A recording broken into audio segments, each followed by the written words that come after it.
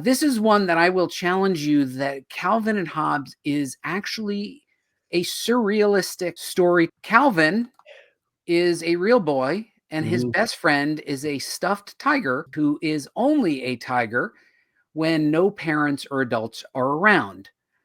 Adding to it, Calvin has wonderful flights of fancy as Spaceman Spiff, which he goes into surrealistic adventures and eventually ties it back to the real world.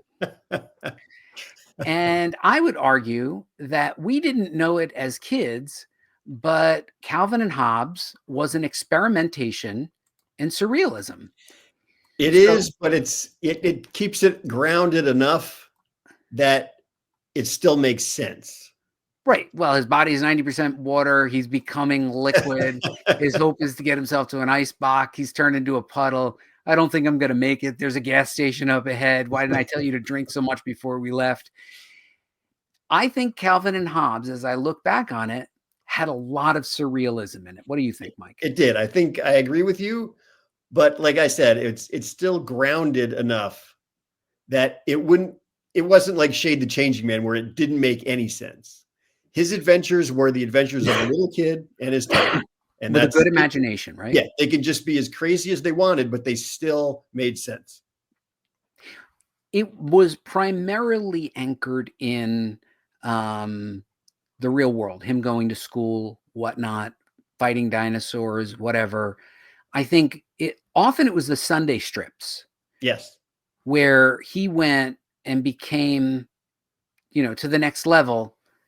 It was something about the color. I don't know if I have one more. For example, I'm home from school, Hobbes, tiger attacking him in the real world, reacting in the real world. But as soon as mom comes by, he's a stuffed animal again. Yep. It's like being a kid again. And then mom walks away, he's a tiger. Because she always wanted another tiger, not you. That's right. So, I mean, I absolutely think that if we went back and did another analysis, we could make the argument that at times this was surrealism. Yes, we could. How much did you love Calvin and Hobbes? Calvin and Hobbes was probably my favorite Sunday comic. Your favorite Sunday comic? Yes. And even over Peanuts. Even over Peanuts. Well, Mike, it's funny that you mentioned Peanuts. I would argue that there was quite a lot of surrealism, but mostly around the side characters of Snoopy and Woodstock. Snoopy was the flying ace who would battle the Red Baron. There would be long sequences in the comic strips, again, often on the Sunday strips, but in the animated series as well, well animated. Snoopy had the best imagination of anybody. He was a regular dog to Charlie Brown, but he also played baseball on the team. Yep. As an outfielder. And he could also play the bass too. He could play the bass. He played music. Certainly, last but not least, he was a writer. That's true. Yes. The Dark and Stormy Night. Yep. Right. And even in this surrealistic moment where the kids just pretty much accept, there he is writing again. He's Snoopy. Right? Right over here, he's writing. Oh, there he is. He's writing again. And over here, he always started his story the same way. Uh-huh. It was a dark and stormy night. Novel has a very exciting beginning. Good luck with the second sentence. Sometimes all you need is that one good sentence. Right. So once again, Mike, now that we look back, is Peanuts in some way surrealism? Partially. Okay, talk to me. Well, I mean, like you said, it does only center around Snoopy, and it's only on occasion. It's not like every episode or every strip something wacky happened. It was only now and then, and it was only involving Snoopy.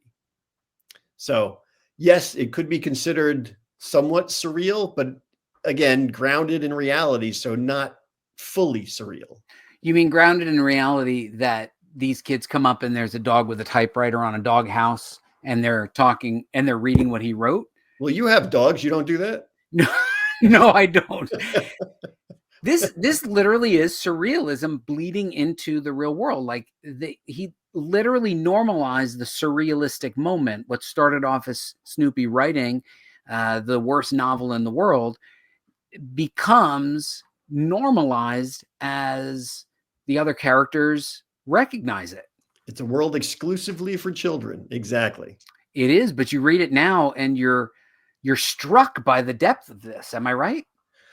I would have never considered it surreal until this show. So, Mike, how would you characterize Peanuts? I asked AI this.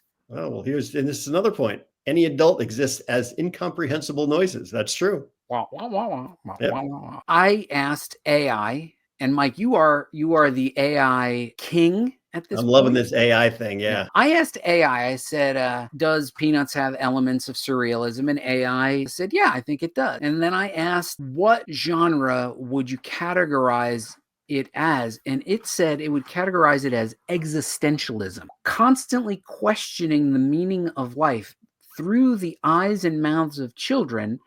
They question the meaning of life. Everything from the meaning of the little redheaded girl to the kite getting caught in the tree to Charlie Brown never being able to kick the football. Well, it's true. Existentialism.